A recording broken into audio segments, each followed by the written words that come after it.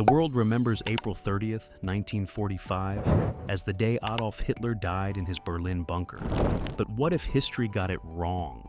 What if the man who plunged the world into war, the architect of the Holocaust, didn't perish as the official story claims, but instead slipped away under the cover of chaos, escaping to South America? For decades, whispers of this possibility have refused to fade. Eyewitness testimonies, declassified intelligence documents, and the confirmed escape of high-ranking Nazis to Argentina all fuel a theory that sounds like the plot of a Hollywood thriller. The question is, could it be true? Could Adolf Hitler have outlived the war, vanishing into the shadows while the world believed him dead? Official history tells us that Hitler and his wife, Eva Braun, died in the depths of the Führer bunker, taking their own lives before Soviet forces could capture them. Their bodies, we are told, were immediately burned, leaving behind little more than charred remains. The Soviet Union claimed to have recovered fragments of his skull and jawbone, but those relics were never shared with the world, and Stalin himself expressed doubts about the story. Over the years, as more evidence came to light, historians and conspiracy theorists alike have questioned whether the remains truly belonged to Hitler or if they were planted to cover up a far darker truth. Tonight, we unravel the enigma of Hitler's fate. We will trace the path of Nazi escape routes, dissect declassified intelligence files, and hear from witnesses who claim to have seen the dictator long after his supposed death. By the end of this video, you might find yourself questioning everything you thought you knew about the fall of the Third Reich. Could the world's most infamous dictator have eluded capture and lived out his days in Argentina? The answer may not be as simple as you think. The story begins with what should have been the ultimate proof: Hitler's body. But from the moment Soviet forces stormed the bunker, inconsistencies began to emerge. The official narrative states that Hitler and Eva Braun died together, their bodies doused in petrol and set ablaze. However, the reports of those who first entered the bunker contradict each other. Some claim to have seen the remains charred beyond recognition, while others describe bodies that were only partially burned. And then there was the skull fragment, for decades displayed in Moscow as proof of Hitler's demise. When it was finally subjected to DNA testing in 2009, the results shocked the world. The skull did not belong to Hitler. In fact, it didn't even belong to a man. It was from a woman, and its origins remain unknown. If Hitler's body was never conclusively identified, where did he go? Declassified FBI documents reveal that U.S. intelligence officials continued receiving reports of Hitler sightings for years after the war. Some reports were vague, dismissed as the imaginings of conspiracy theorists. Others were more detailed, describing a man fitting Hitler's description, living in the remote regions of Argentina. One particularly chilling report suggested that Hitler had arrived in Argentina by submarine, landing near the small coastal town of Necochea, before disappearing into the interior. Witnesses claimed he was escorted by Nazi sympathizers, taken deep into the Andes Mountains, where he could remain hidden from the world. The idea of Nazis escaping to Argentina is not mere speculation. History confirms that many high-ranking officials of the Third Reich successfully fled to South America. Men like Adolf Eichmann, the architect of the Holocaust, and Josef Mengele, the infamous Angel of Death, lived for years in Argentina under assumed identities, protected by a network of Nazi sympathizers.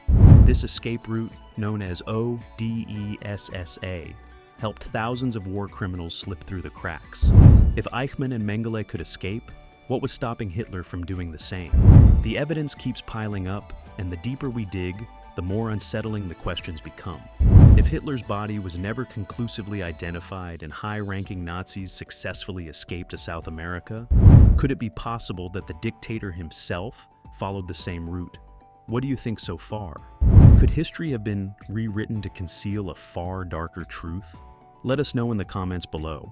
And if you're finding this investigation as fascinating as we are, make sure to subscribe and hit the notification bell so you never miss a deep dive like this. Now, let's continue uncovering the trail of secrets that may reveal what really happened to Hitler after World War II. But perhaps the most compelling piece of evidence comes from those who claim to have seen Hitler with their own eyes. One such account comes from a former Nazi soldier who, decades after the war, described an aging but unmistakable figure living in a secluded estate in Argentina. According to him, Hitler did not live as a recluse, but instead continued to command influence over a group of loyal followers. Another claim, made by a German woman who worked in a remote Patagonian hotel, described a mysterious guest in the late 1950s who bore an eerie resemblance to Hitler. He spoke with a distinct Austrian accent, had piercing blue eyes, and was accompanied by a small security detail. Could these accounts be dismissed as mere fantasy, or were they glimpses into a hidden reality? At this point, you might be wondering why governments would keep such a secret. The answer may lie in Operation Paperclip, the covert U.S. initiative that recruited Nazi scientists after the war. The Cold War was beginning, and the focus had shifted from punishing Nazis to utilizing their knowledge. If intelligence agencies had discovered Hitler's whereabouts, would they have revealed it, or would they have kept it buried for the sake of political expediency? Some believe that Hitler's escape was covered up not because of sympathy, but because his capture could have led to revelations that powerful figures wanted to keep hidden. And here's where things take an even stranger turn. The sightings didn't just stop in the 1950s. Some researchers claim that Hitler was still alive in Argentina as late as the 1970s. A controversial photograph, discovered in 2014, shows an elderly man in South America bearing an uncanny resemblance to Hitler, complete with his distinctive mustache and facial structure. Skeptics dismiss it as mere coincidence, but to believers, it's one of the final pieces of an unsettling puzzle. So, did Adolf Hitler truly escape to Argentina, or is it merely a conspiracy fueled by speculation and scattered reports?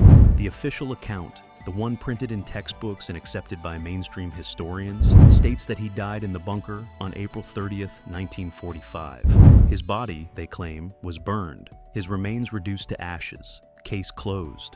For many, that explanation is not only sufficient but comforting, a monstrous chapter in history ending decisively. But history, as we know, is rarely so neat. And the deeper we dig, the more the narrative begins to unravel. The problem lies in the evidence, or, rather, the glaring lack of it.